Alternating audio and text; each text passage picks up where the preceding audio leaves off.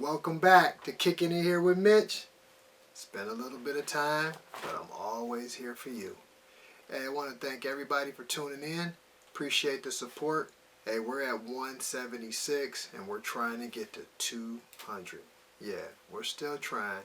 We need everybody to hit that subscribe, like, comment. If you're already part of the family, thank you. And if you're new to the channel and you like what you see, hit the subscribe, like, hit the notification so you don't miss out on an episode. But without further ado, let's get started.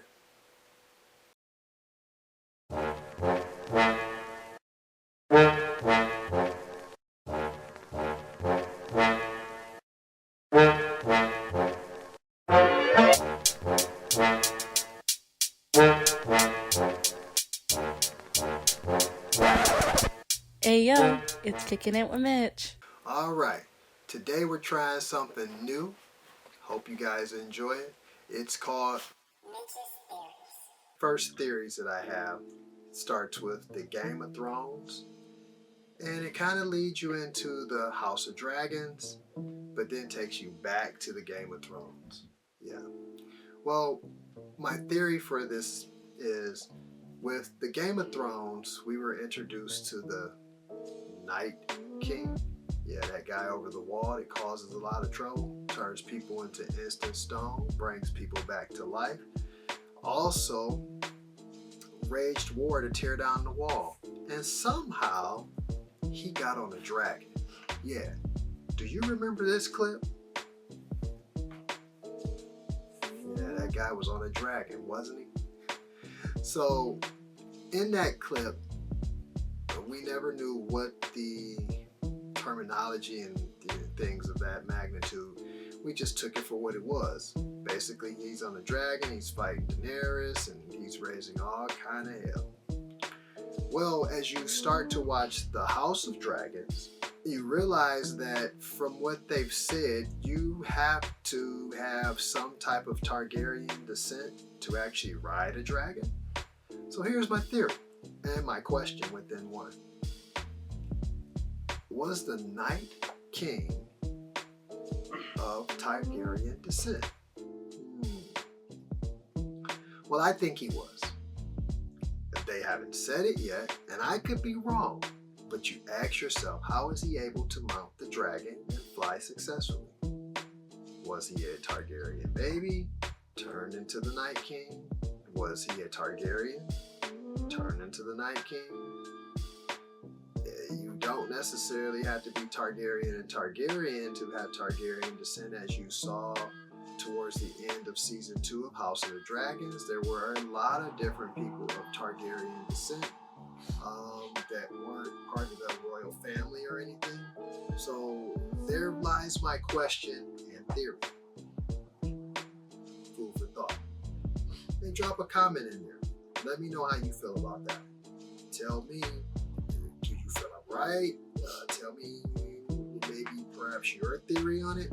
But I am inclined to ask, do you think the Night King has Targaryen descent or was a Targaryen?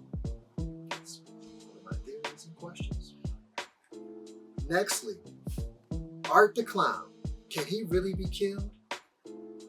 Not in the box office. That guy is raking in all the cash, and I'm very happy for David. Man, props to you, brother.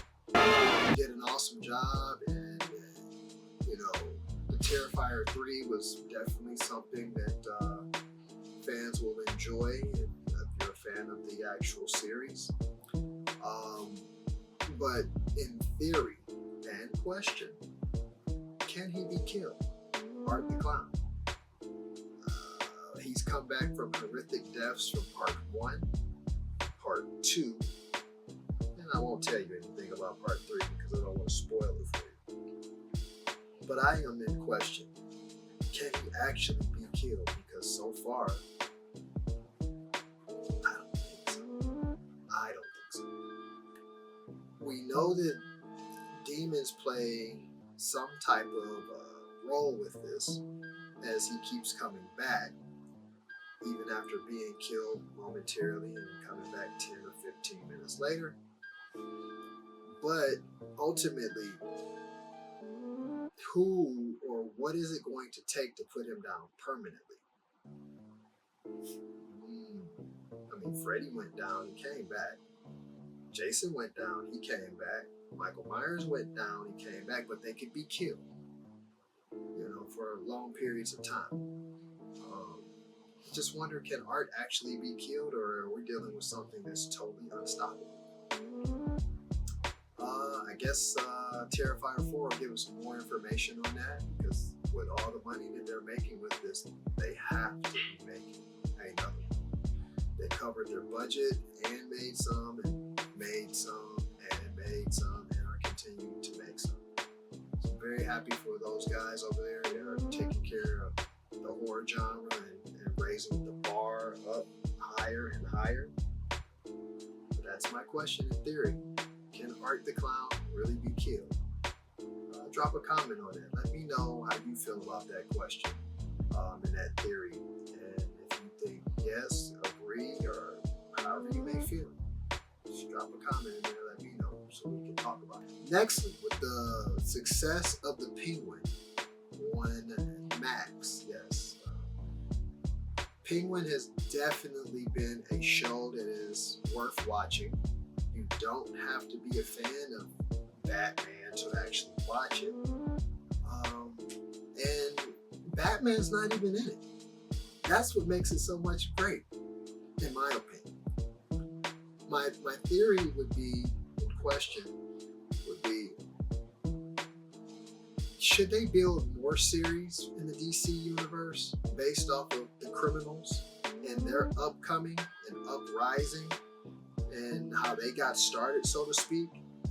But minus Batman. No Batman at all in it. In theory, and answering my own question, I feel like yes, I would love to see a Court of Owls series, so to speak. I'd love to see the upcoming of other criminals, Poison Ivy, Catwoman, King Tut, so to speak, the Mad Hatter. Batman has so many different enemies, Killer Croc, Clayface. Let's be able to see those guys and their background and their upcoming and see what happens. Hey, if they can pull it off and do it correctly, I'd love to see the upcoming of the Joker. But I think with the Penguin's success and everything that they're doing over there with that, man, sky is the limit. So I think in theory, and answering my own question, I think that that's something they really should shoot for. You don't have to have Batman in the series to make it successful and make it something worth watching, as you can see with the Penguin and its success. And if we're continuing anything, I hope that they actually give us a season 2 of the Penguin, but only time will tell. Drop a comment. Let me know how you feel about that. Should Penguin actually have more spin-off shows where we actually get a chance to see more of other criminals and other factions minus the Batman? Hey, would you like to see a Penguin season 2? That's an extra add-on. Theories and questions, of course. Nextly, Cobra Kai. Cobra Kai is an amazing show, and it's coming to its end.